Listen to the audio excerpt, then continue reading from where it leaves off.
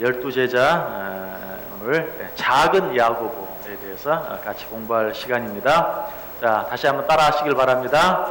베안야요 빌바 오마야다 시유 베안야요 빌바 오마야다 시유 베드로 안드레 야고보 요한 빌립 바돌로메 도마 마테 그리고 또 야고보 두 번 나오죠. 베안야에 한 번 나오고 베안야 요 빌바 도마 또 야고보가 또 한 번 나옵니다. 두 번째 야고보. 그래서 첫 번째 야고보는 어떤 야고보였죠? 세베대의 아들 야고보, 그리고 요한의 형제 야고보였죠. 그래서 이 야고보와 구별하기 위해서 두 번째 나오는 야고보는 작은 야고보라고 그렇게 부릅니다. 그래서 자, 먼저 본문 읽습니다. 마태복음 10장 1절에서 4절까지. 마태복음 10장 1절에서 4절까지. 마태복음 10장 1절에서 4절. 자, 우리 다 같이 한 목소리로 읽을까요? 예수께서 그의 12 제자를 부르사 더러운 귀신을 쫓아내며 모든 병과 모든 약한 것을 고치는 권능을 주시니라. 12 사도의 이름은 이러하니 베드로라 하는 시몬을 비롯하여 그의 형제 안드레와 세베대의 아들 야고보와 그의 형제 요한, 빌립과 바돌로메, 도마와 세리 마테, 알페오의 아들 야고보와 다데오, 가나안인 시몬 및 가롯 유다 곧 예수를 판 자라. 아멘. 예수님 12 제자의 이름이 다 언급되어 있습니다. 한 구절 더 봅니다. 마가복음 15장 40절. 마가복음 15장 40절. 마가복음 15장 40절.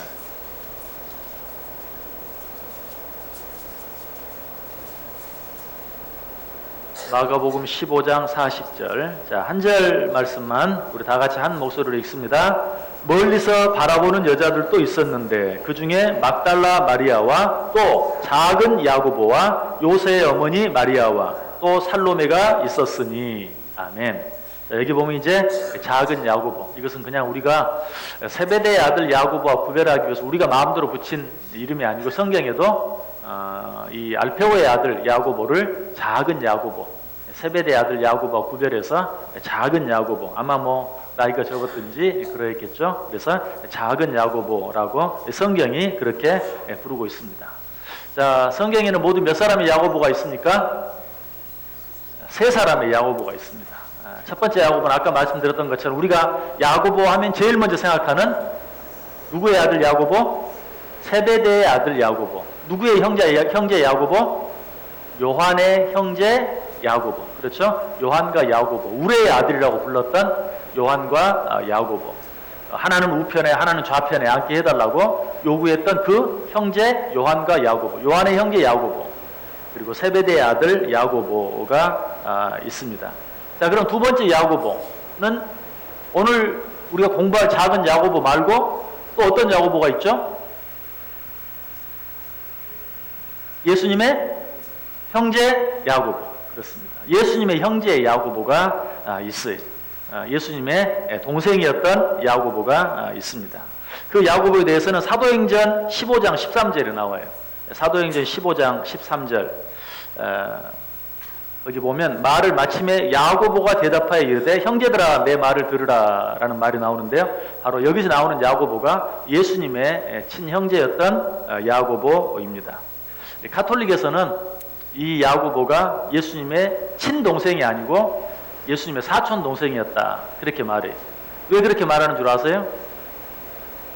야고보가 예수님의 친동생이면 마리아가 더 이상 동정녀가 되질 않거든요.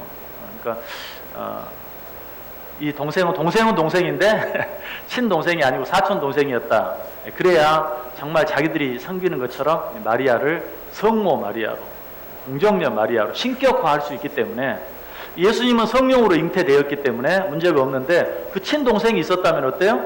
그거는 요셉과 마리아 사이에서 우리가 똑같은 인간적인 방법으로 남자와 여자의 관계 속에서 태어난 아들이기 때문에 마리아를 이렇게 숭배하는데 방해가 되거든요. 그래서 가톨릭에서는 이 야고보를 예수님의 형제는 형제인데 친형제, 친동생이 아니고 사촌동생이었다. 그렇게 이야기해요. 예수님의 동생 야고보는 상당히 오랫동안 예수님의 형제이면서도 예수를 믿지 않았어요. 우리가 성경을 통해서 알게 되죠. 한번 찾아보세요. 요한복음 7장 1절부터 5절까지. 요한복음 7장 1절에서 5절까지.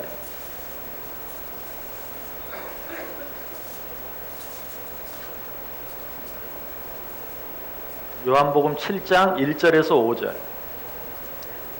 한 절씩 교독할까요? 제가 1절 읽습니다. 그 후에 예수께서 갈릴리에서 다니시고 유대에서 다니려 아니하심은 유대인들이 죽이려 함이러라. 그 형제들이 예수께 이르되 당신이 행하는 일을 제자들도 보게 여기를 떠나 유대로 가소서.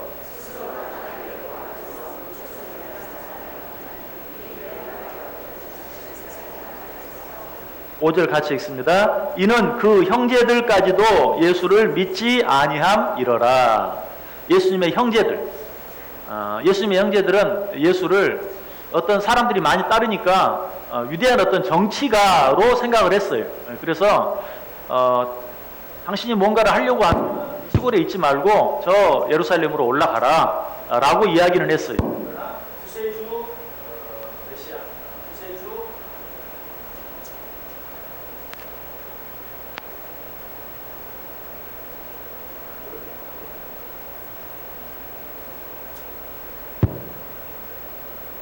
하나 둘, 구세주 메시아로 생각은 하지 않았다 하는 것. 그 형제들까지도 예수를 믿지 아니하였다라고 이야기하고 있어요.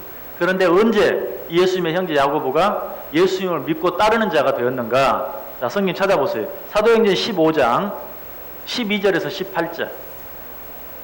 사도행전 15장 12절에서 18절.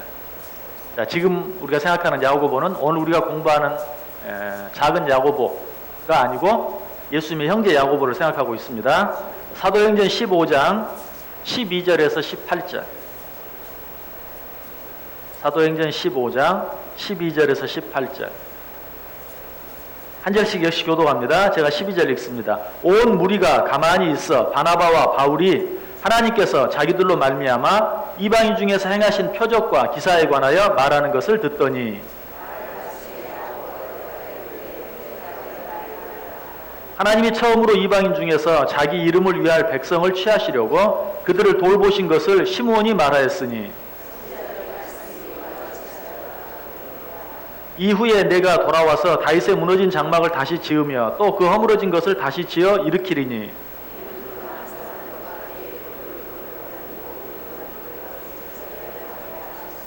18절 같이 읽습니다. 예로부터 이것을 알게 하시는 주의 말씀이라 함과 같으니라. 아멘. 자, 여기 보면 이제 예수님의 형제 야고보가 바뀐 바울과 바나바의 설교를 듣고 그 말을 자기들만 믿을 뿐만 아니라 그 말을 받아서 다른 사람들에게까지 증거하는 사람이 된 것을 거기 이야기하고 있어요.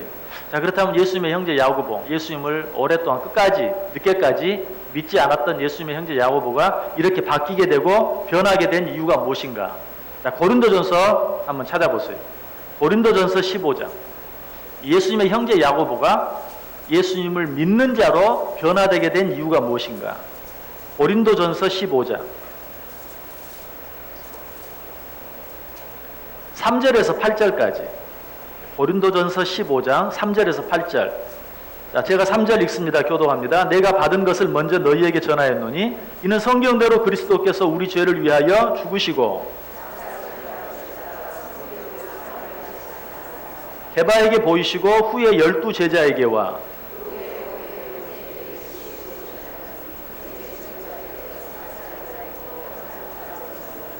그 후에 야고보에게 보이셨으며 그 후에 모든 사도에게와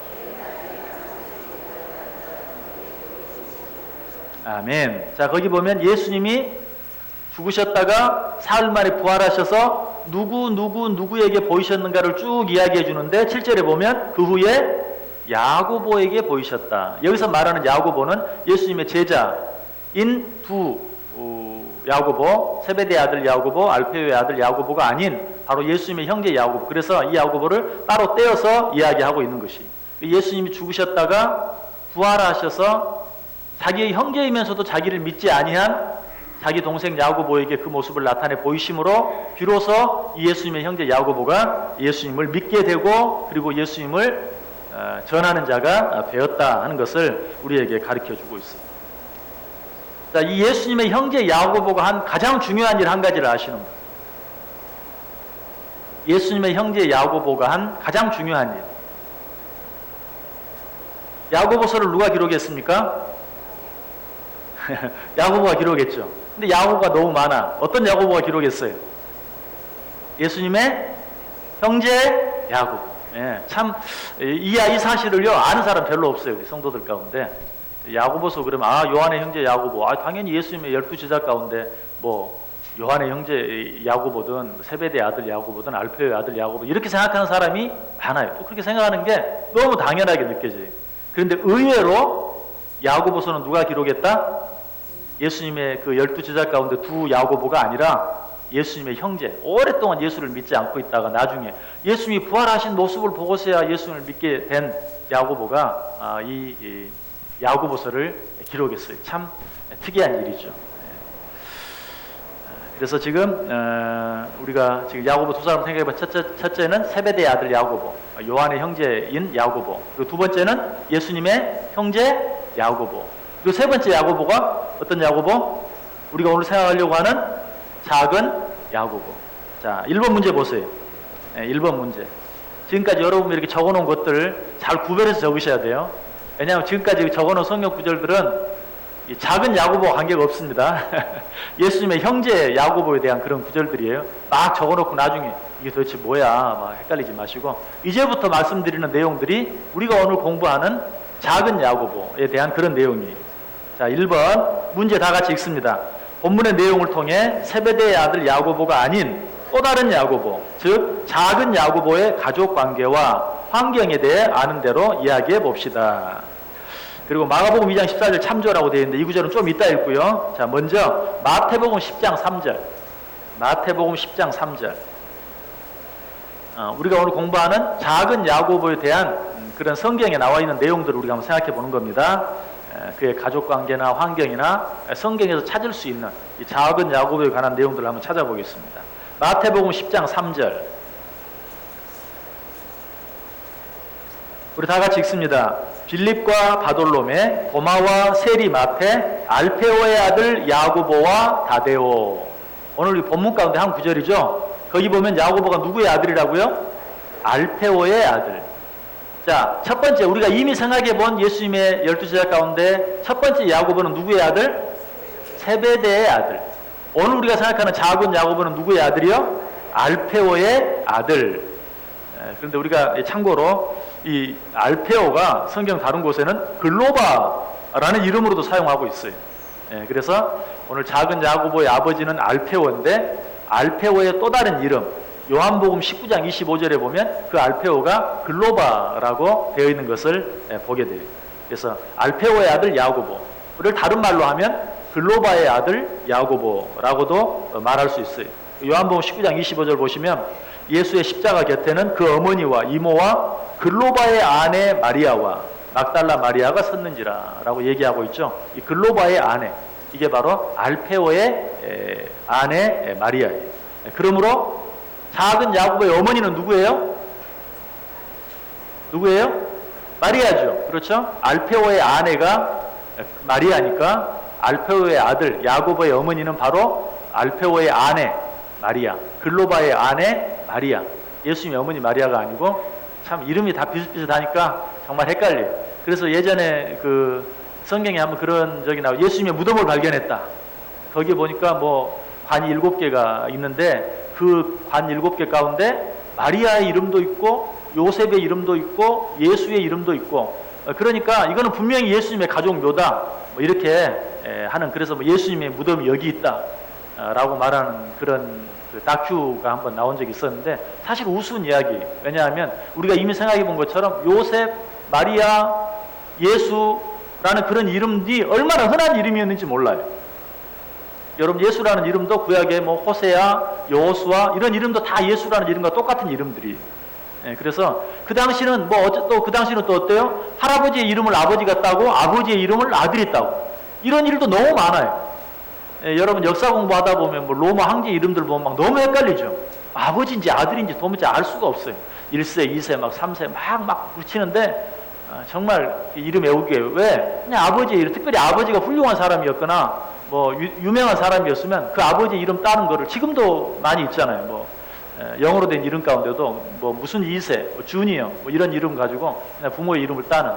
그래서 뭐 요셉, 마리아 이런 이름들은 너무 흔한 이름이었기 때문에 그런 이름이 거기 나와 있다고 해서 이건 틀림없이 예수님의 무덤이다 이렇게 말하는 것은 너무나 우스운 것이. 어쨌든 여기 작은 야고보의 어머니는 마리아였다. 아버지는 알페오였고 어머니는 마리아였다. 그 다음에 이 작은 야고보의 또 형제가 나와요. 자, 마가복음 15장 40절 한번 찾아보세요. 마가복음 15장 40절. 마가복음 15장 40절.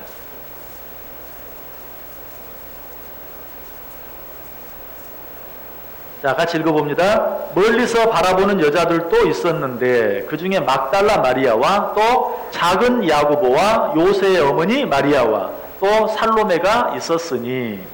자, 여기 보면 작은 야고보와 요새의 어머니. 그렇죠? 작은 야고보와 요새의 어머니. 그러면 여기 야고보의 요새라는 사람은 누구예요? 누구예요?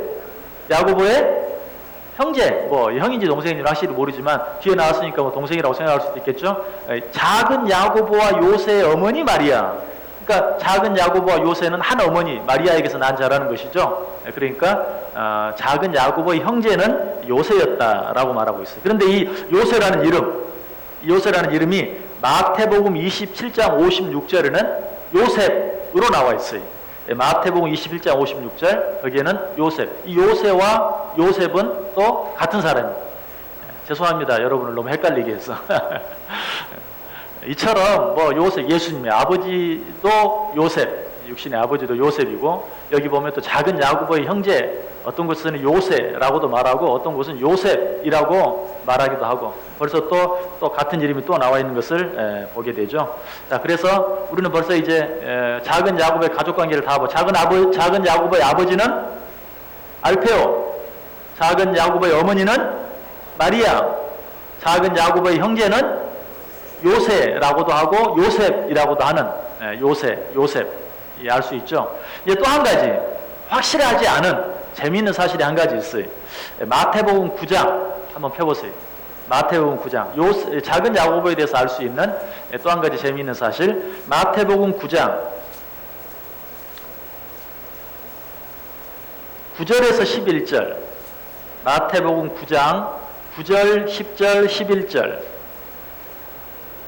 자, 세 절을 우리 다 같이 한 목소리로 읽습니다. 예수께서 그곳을 떠나 지나가시다가 마테라 하는 사람이 세관에 앉아 있는 것을 보시고 이르시되 나를 따르라 하시니 일어나 따르니라. 예수께서 마태의 집에서 앉아 음식을 잡수실 때에 많은 세리와 죄인들이 와서 예수와 그의 제자들과 함께 앉았더니 바리새인들이 보고 그의 제자들에게 이르되 어찌하여 너희 선생은 세리와 죄인들과 함께 잡수시느냐. 아멘.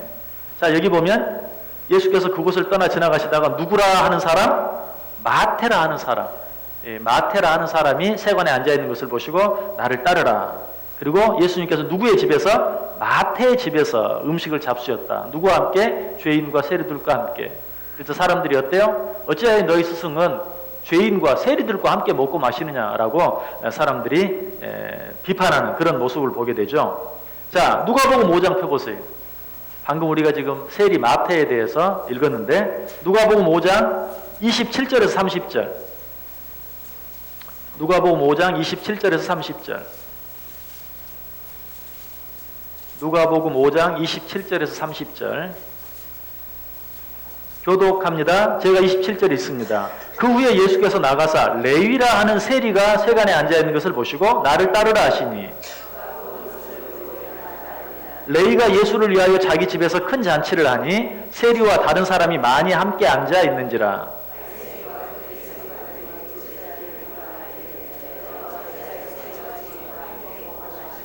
아멘. 자, 아까 읽었던 마태복음 9장에 있는 내용과 누가복음 5장에 있는 내용 정확히 똑같은 내용이죠. 그런데 사람 이름은 다르죠.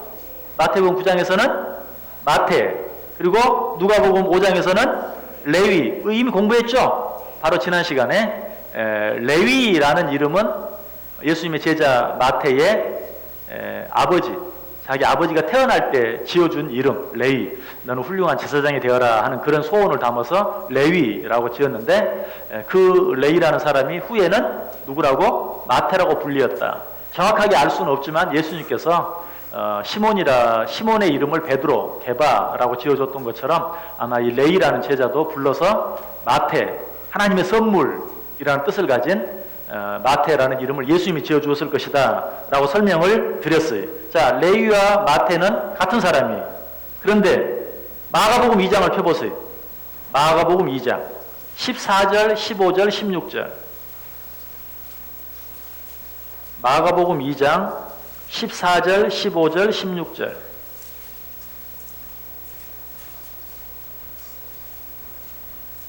마가복음 2장 14절, 15절, 16절. 자, 우리 같이 읽습니다. 또 지나가시다가 알페오의 아들 레위가 세관에 앉아있는 것을 보시고 그에게 이르시되 나를 따르라 하시니 일어나 따르니라. 그의 집에 앉아 잡수실 때에 많은 세리와 죄인들이 예수와 그의 제자들과 함께 앉았으니 이는 그러한 사람들이 많이 있어서 예수를 따름이러라. 바리새인의 서기관들이 예수님께서 죄인 및 세리들과 함께 잡수시는 것을 보고 그의 제자들에게 이르되 어찌하여 세리 및 죄인들과 함께 먹는가? 자, 우리 이제 세 가지 마태복음 9장에 있는 내용, 그리고 누가복음 5장에 있는 내용, 그리고 마가복음 2장에 있는 내용, 똑같은 사건을 읽었어요. 그런데 이 똑같은 세 가지 사건의 이름은 전부 틀려요. 그죠? 이름이 전부 틀린 건 아니고 첫 번째 마태복음에서는 마태라고 부르고, 그리고 누가복음에서는 레위라고 부르고, 그리고 마가복음에서는 알페오의 아들 레위라고 부르고 있어요. 자, 알페오의 아들. 자, 오늘 우리가 공부하는 작은 야고보가 누구의 아들이라고요? 알페오의 아들. 그러면 어떻게 되는 거예요? 마태하고 야고보는 형제가 되죠. 네, 형제가 되죠. 그런데 이것은 확실하게 형제다라고 그렇게 단정을 짓지는 않습니다. 왜냐하면 성경이 분명히 야고보와 요한 얘기할 때, 세베대의 아들 야고보와 요한 얘기할 때 분명히 형제라고 얘기하잖아요. 그렇죠? 요한의 형제 야고보, 야고보의 형제 요한 이렇게 말하고, 또 안드레와 베드로를 말할 때도 베드로의 형제 안드레, 안드레의 형제 베드로 이렇게 분명히 말하는데 성경 어디에도 마태와 작은 야고보가 형제라고 말하진 않아요. 이 성경에 보면 분명히 마태도 알페오의 아들이고 작은 야고보도 알페오의 아들인데 이 둘을 형제라고 얘기는 하지 않아요. 그래서 형제가 아닐 수도 있다. 아까도 말했던 것처럼 알페오가 또 다른 알페오일 수도 있잖아요. 그렇죠. 성경에 뭐 워낙 같은 일이 많으니까. 근데 또 다른 알페오라는 정확한 증거도 찾을 수가 없어요. 그래서 형제일 가능성이 있다라고 생각은 해요. 그렇다면 왜 성경 다른 곳에서는, 자, 2번 문제를 이제 보면 나오는데, 어쨌든 여기서 마태와 작은 야고보가 같은 아버지 알페오의 아들로서 형제일 수도 있다 하는 정도까지는 우리가 생각해 볼 수 있어요. 그러니까 2번 문제를 보세요. 2번 문제. 자, 문제 같이 읽어볼까요? 문제 1번 속에 나타난 작은 야고보의 가족관계와 마태복음 10장에 나타난 12제자들의 명단을 보고 조금 이상한 부분을 발견할 수 있습니까? 방금 제가 얘기한 거예요.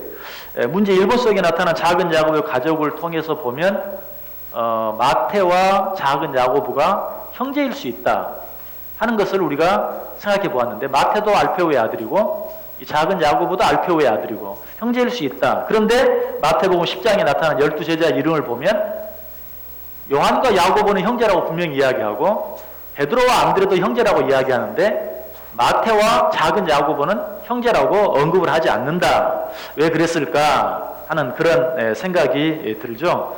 그 이유가 뭘까? 그 이유를 3번 문제에서 한번 생각해 볼 수 있어요. 2번 문제에서는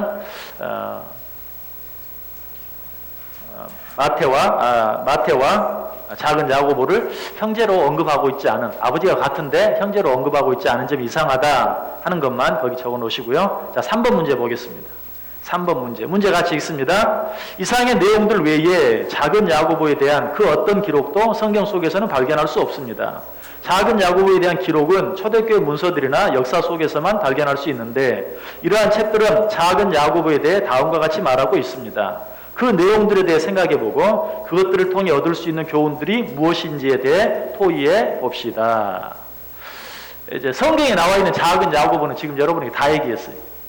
그게 아버지가 알페오였고 어머니가 마리아였고 그리고 요새라고도 하고 요셉이라고도 하는 사람의 형제였고 그리고 마태, 예수님의 제자였던 마태와도 형제일 가능성이 있다.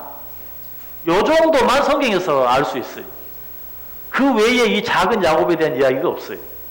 그래서 여러분들이 야고보 하면 이 작은 야고보는 아예 생각하지도 못하고 그냥 세베대의 아들 야고보만 생각하고 요한의 형제 야고보만 생각하고 그리고 이제 좀 더 안다면 야고보서를 기록한 예수님의 형제 야고보까지는 알지만 이 작은 야고보에 대해서는 거의 여러분들이 설교를 들어본 적도 없고 별로 없고 거기에 대해서는 아는 내용이 없어요. 왜? 성경이 거기 나와 있질 않아요. 이거 작은 야고보의 가족 관계 정도만 나와 있지 더 이상 아는 내용이 없어요. 근데 이 작은 야고보에 대해서 우리가 알 수 있는 내용은 초대교회 여러 가지 전승이나 역사, 책들을 통해서 이 작은 야고보에 대해서 우리가 알 수 있다.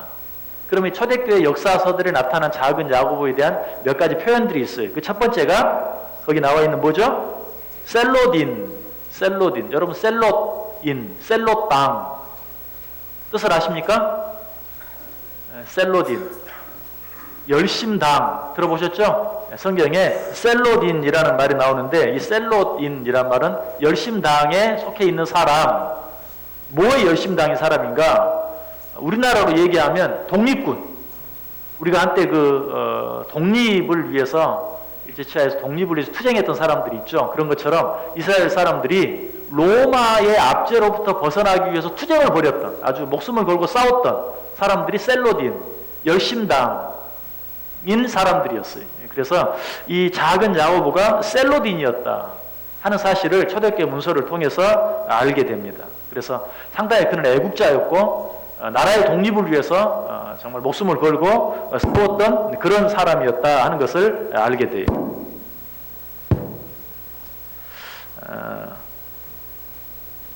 그런데 이제 우리가 한 가지 이상한 것은 성경을 한번 찾아보세요. 누가복음 6장 15절 한번 찾아보세요. 누가복음 6장 15절. 초대교회 문서에 작은 야고보를 셀로딘, 독립투사, 열심당의 멤버 이렇게 표현하고 있는데 자 누가복음 6장 15절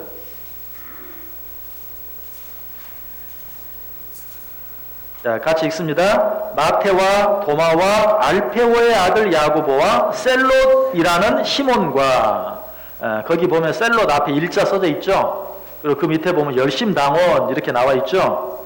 그런데 왜 여기 시몬은 열심당이라고 셀롯인이라고 써놓고 그 앞에 알페오의 아들 야고보는 똑같이 셀로딘이었는데 왜 셀로딘이라고 써있지 않느냐? 그래 생각해 볼 수도 있죠. 그가 셀로딘이었다면. 근데 거기에 대해서도 성경이 왜 그렇게 쓰지 않았을까? 이 초대교회 문서에 그렇게 나와 있다는 것은 이 작은 야고보가 셀로딘이었다는 사실을 알기 때문에 특별히 그 유세비우스 같은 유명한 역사가가 이 작은 야고보를 셀로딘이라고 열심당원이라고 표현하고 있는데 왜 성경에는 그런 말이 없을까? 아예 없으면 괜찮은데 시몬은 셀로딘이라고 표현하고 있는데 왜 작은 야고보는 셀로딘이라고 쓰지 않았을까? 역사가 유세비우스가 잘못 알고 있는 것 아닌가? 혹은 역사가 유세비우스가 작은 야고보를 미워하기 위해서 그렇게 붙여놓은 것이 아닌가? 그러나 역시 많은 학자들은 거기에 대해서 뭐라고 설명을 하는가? 그가 예수를 제대로 알기 전에는 그야말로 그냥 독립적인 애국 지사 가운데 한 사람으로서 독립투쟁만을 열심히 하는 그런 사람이었다.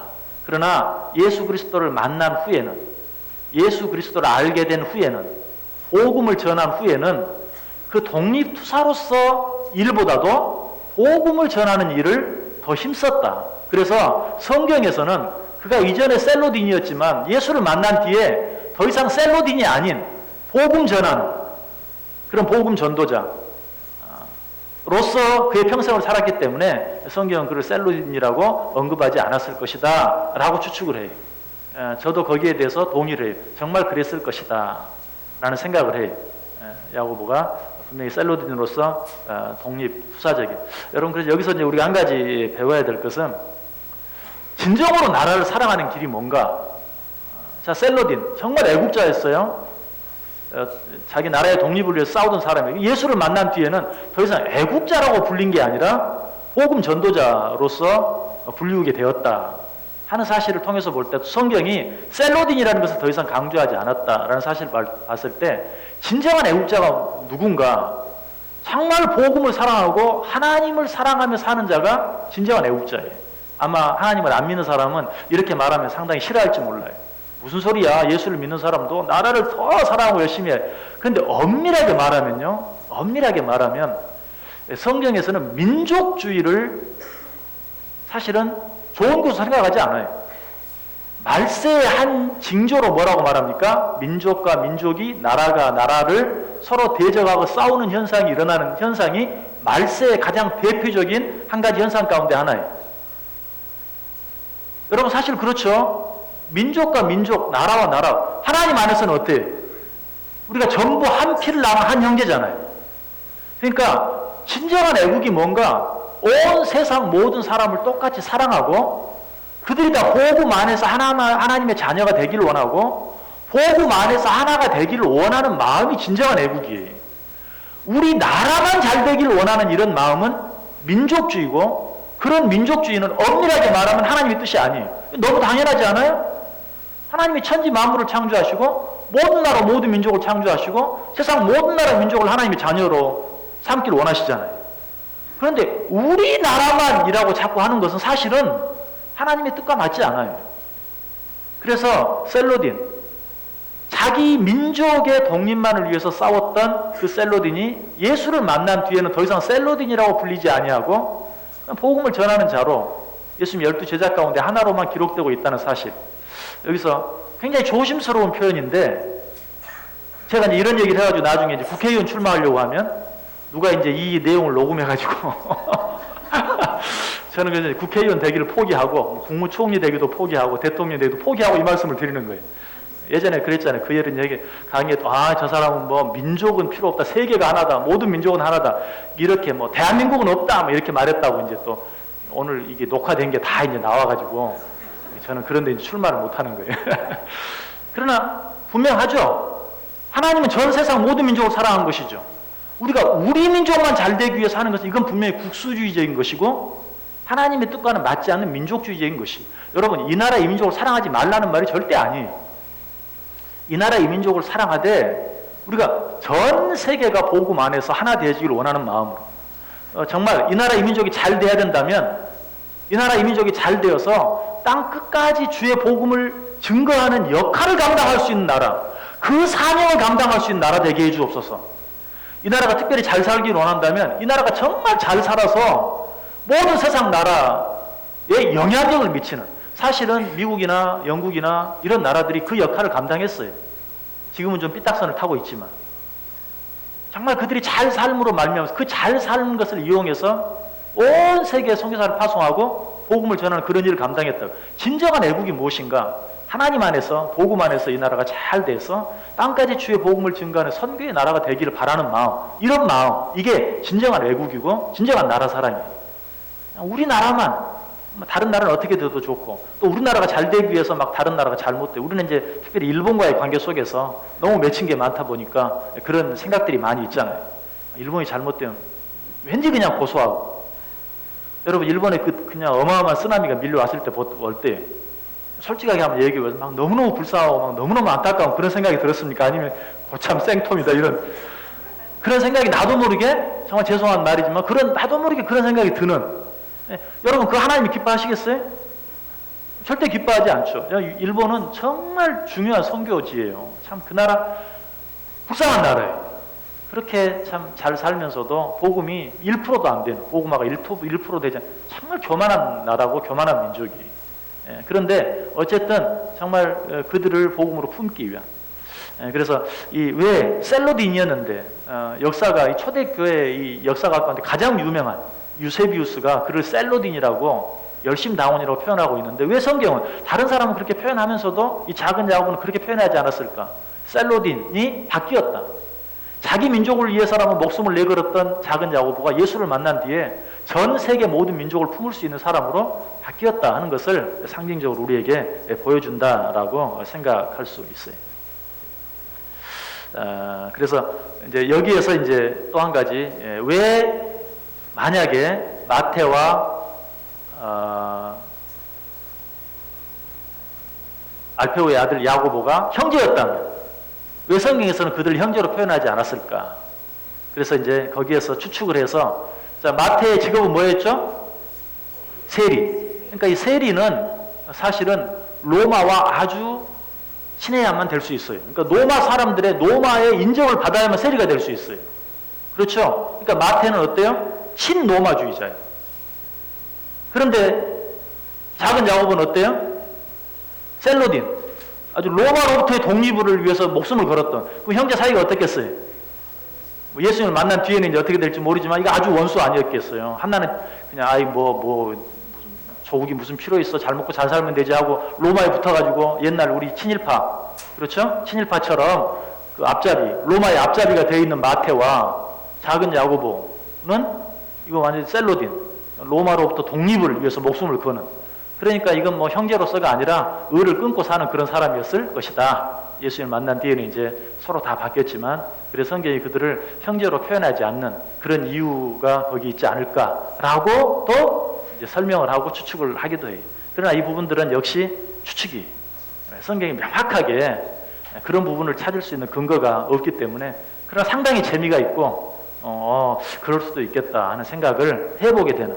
왜? 분명한 것은 마태도 알페오의 아들이었고 또 작은 야고보도 알페오의 아들이었기 때문에. 그런데 어쨌든 이 마태와 작은 야고보 형제였는가 아니었는가 그걸 떠나서 마태와 야고보가 너무 분명히 너무 다른 사람이었다. 그죠? 그래서 예수님의 제자 가운데는 이렇게 다른 사람, 예수님은 이렇게 다른 사람, 친로마, 친일파와 독립운동가를 불러가지고 예수님의 제자를 삼는 거, 이거는 분명한 사실이죠.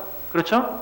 아주, 그래서 예수님께서는 이렇게 서로 다른 자들을 불러서 제자 삼으시고 형제를 만들고 그리고 함께 주의 일을 위해서 헌신하게 하고 결국은 주의 일을 위해서 함께 순교하게 하는 그런 일을 위해 사용했다. 그래서 예수님의 제자들을 공부하면서 벌써 몇 번 말씀을 드렸지만, 나와 다르다는 거, 그거 가지고 너무 이렇게 판단하지 마세요.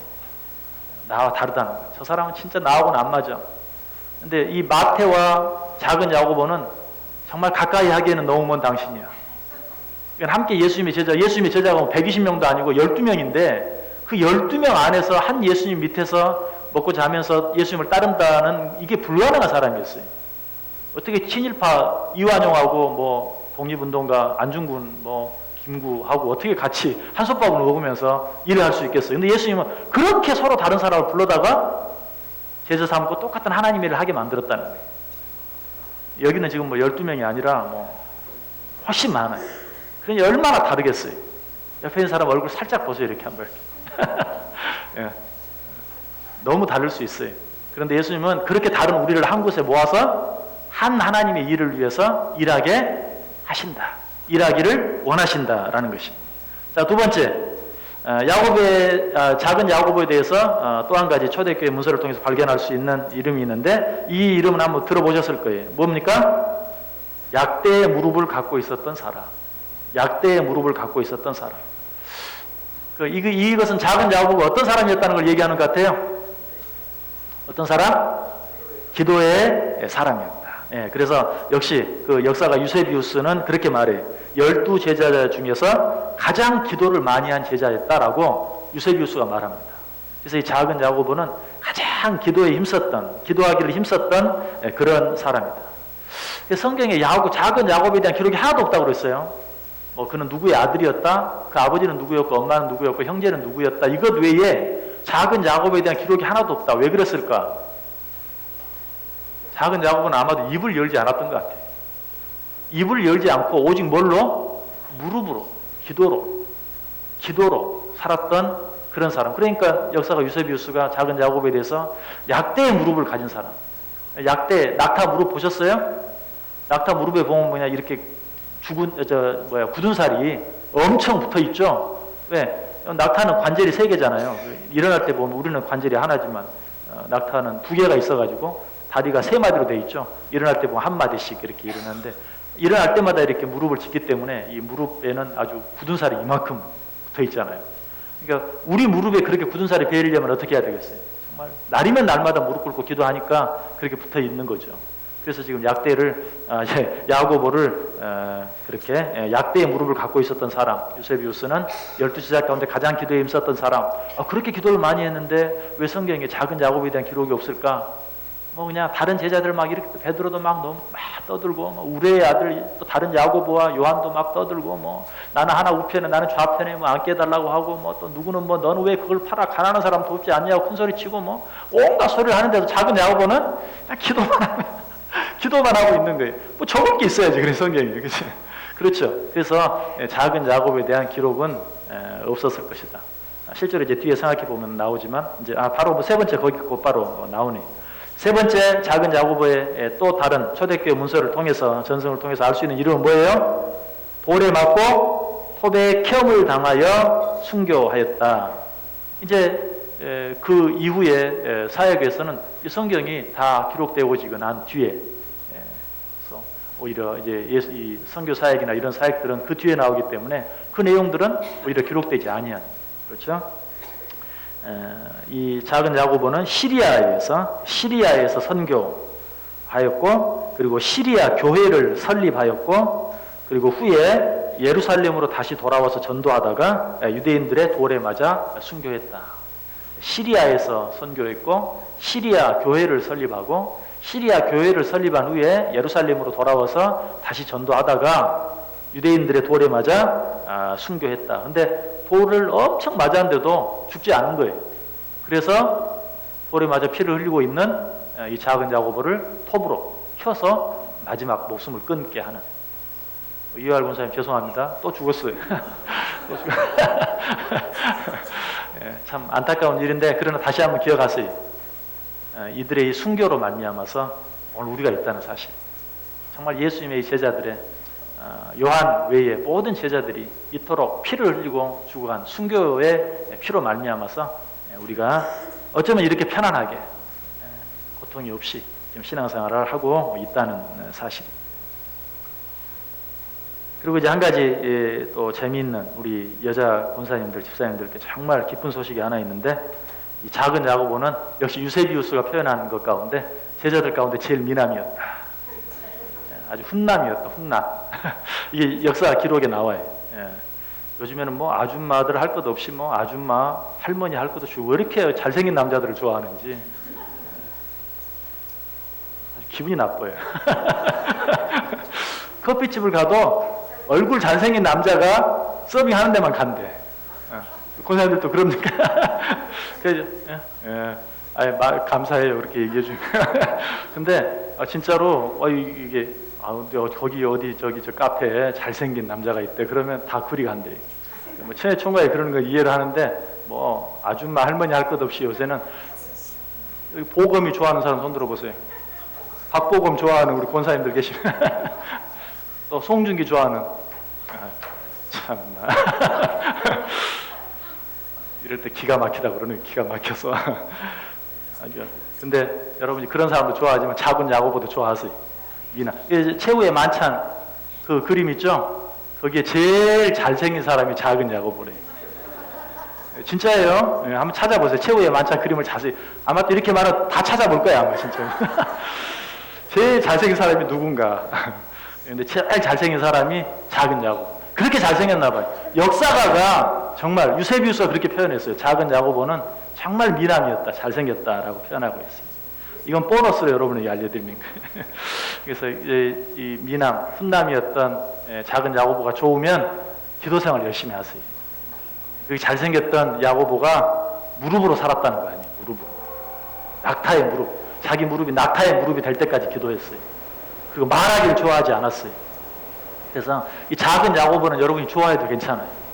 남들 막 말하고 떠들 때 작은 야고보는 기도했어요.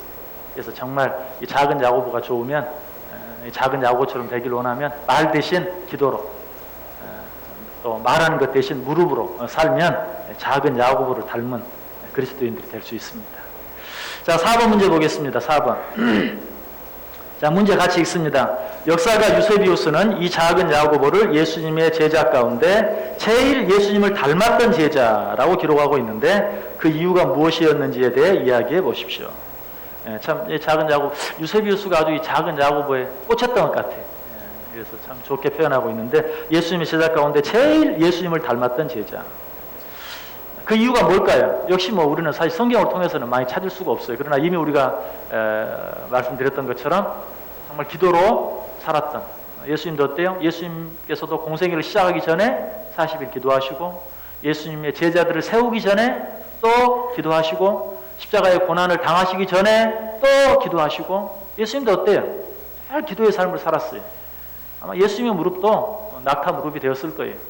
그래서 아마 그런 기도의 삶을 사는 모습을 보고 유세비우스는 예수님의 제자 가운데 가장 예수님을 닮은 제자였다라고 그렇게 표현했을 것이고 또 예수님의 가장 중요한 성품 겸손으로 순종을 배우신 그래서 하나님의 뜻을 이루었던 그런데 작은 야고보 성경이 왜 그렇게 한마디도 아까 말씀드렸죠. 다 너도 나도 잘났다고 베드로도 베드로대로 요한과 야고보대로 뭐 가룟 유다까지도 뭐 이런 얘기 저런 얘기 다 하고 나설 때도 어때요? 뭐 도마는 또 난 손가락 넣어보기 전에 안 믿어 뭐 등등 뭐 얘기하고 야 우리도 죽으러 가자 뭐 이렇게 하고 뭐 다 얘기했지만 작은 야고보는 한마디도 하지 않았어. 겸손한 사람이었을 것이다. 정말 겸손한 사람이었을 것이다. 그래서 그런 일들을 보면서 예수님을 닮은 제자라고 말했을 것이다. 또 성경에 이렇게 또 하나도 기록되지 않은 어쩌면 정말 눈에 뭐 기록할 내용이 전혀 아닌 아주 지극히 작은 일에 충성하고 애쓰는 남들은 그냥 보고 지나가 버리는 그런 일들을 작은 뒤에 따라다니면서 하는 그런 사람이었을 것이다 라고 추정. 예수님은 어때요? 항상 작은 일에 충성한 자를 칭찬하고 그런 자들에게 큰 고울을 맡기시고 큰 상을 내리신 것을 보죠. 그렇게 봤을 때 유세비우스가 그를 예수님을 가장 닮은 제자라고 표현했을 때는 정말 이 작은 야고보는 다른 사람들은 그냥 보고 지나가 버리는 그런 대수롭지 않게 여기는 그런 일들을 뒤에서 뒤치다거리 하면서 또 아무도 보지 않는 가운데서 그런 일들을 행하면서 사는 사람이었을 것이다 하는 그런 것. 그래서 겸손한 사람 또는 뭐 작은 일에 충성하는 사람이었을 것이다 라고 생각해요. 또 한 가지 더 우리가 또 생각해 본다면 때를 기다릴 줄 아는 사람이었다. 때를 기다릴 줄 알고 때를 분별할 줄 아는 사람이었다. 그래서 예수님과 함께 있는 동안은 정말 조용히 예수님께서 하시는 말씀 듣고 배우고 그리고 기도하기를 힘쓰고 그리고 나서 예수님이 이 세상 떠나셨을 때 이제 돌아가시고 부활하시고 승천하신 후에는 어때요?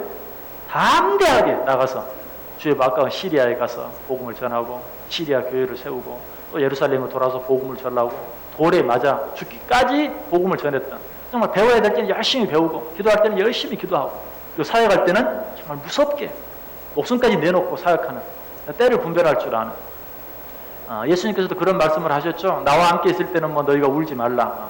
어떻게 신부가 신랑과 함께 있을 때 울 수 있느냐 금식할 수 있느냐라고 말하면서 지금은 즐거워하라 라고 말하고 또 예수님께서 또 부활하신 후에 승천하기 전까지 너희는 예루살렘에서 기다려라.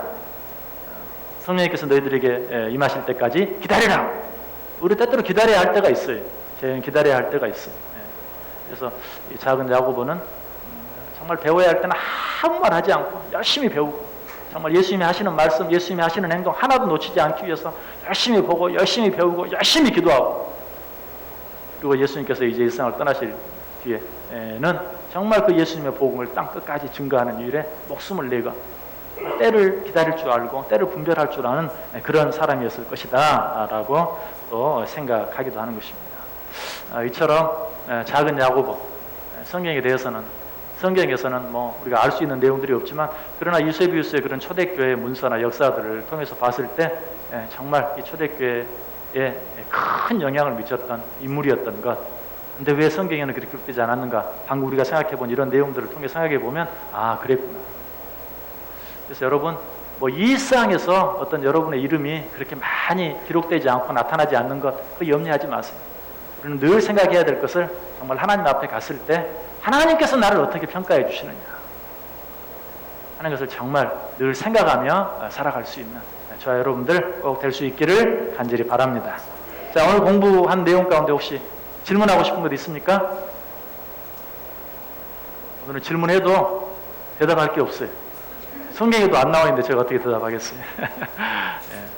아무튼 이 작은 야고보 여러분들 새롭게 정말 우리가 작은 야고보에 대해서 그동안 너무 생각하지 않았구나 하는 것 다시 한번 생각해 보면서 닮아가기 위해서 했으면 또 유익이 될 줄 믿습니다. 자, 우리 한번 기도하겠습니다. 작은 야고보 생각하면서 하나님, 나도 작은 야고보처럼 보이지 않게 좀 나타나지 않게, 그러나 정말 하나님 앞에 갔을 때 잘했다 칭찬받는 귀한 하나님의 사람, 하나님의 자녀, 그리스도인 되게 해 주옵소서. 조용히 한번 묵상하며 기도합니다.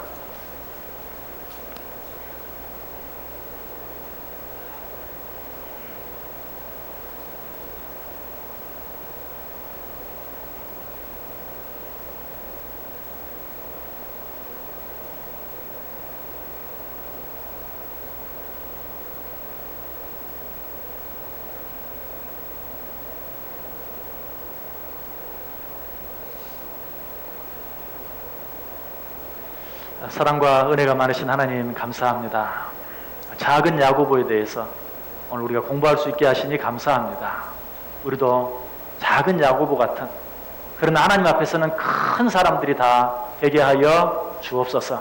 겸손하게 하시고 무릎으로 살게 하시고 그리고 지극히 작은 것들에 충성할 수 있는 자들이 되게 하시며, 겸손히 하나님이 정하신 때를 기다릴 줄 알고 때를 분별할 줄 아는 우리들 되게 하여 주옵소서. 예수님의 이름으로 기도드리옵나이다. 아멘. 하늘에 계신 우리 아버지여, 이름이 거룩히 여김을 받으시오며 나라의 임하옵시며 뜻이 하늘에서 이룬 것 같이 땅에서도 이루어지이다. 오늘날 우리에게 일용할 양식을 주옵시고 우리가 우리에게 죄 지은 자를 사하여 준 것 같이 우리 죄를 사하여 주옵시고 우리를 시험에 들게 하지 마옵시고 다만 악에서 구하옵소서. 내게 나라와 권세와 영광이 아버지께 영원히 있사옵나이다. 아멘. 우리 하나님께 영광의 박수 올려드리겠습니다. 수고하셨습니다.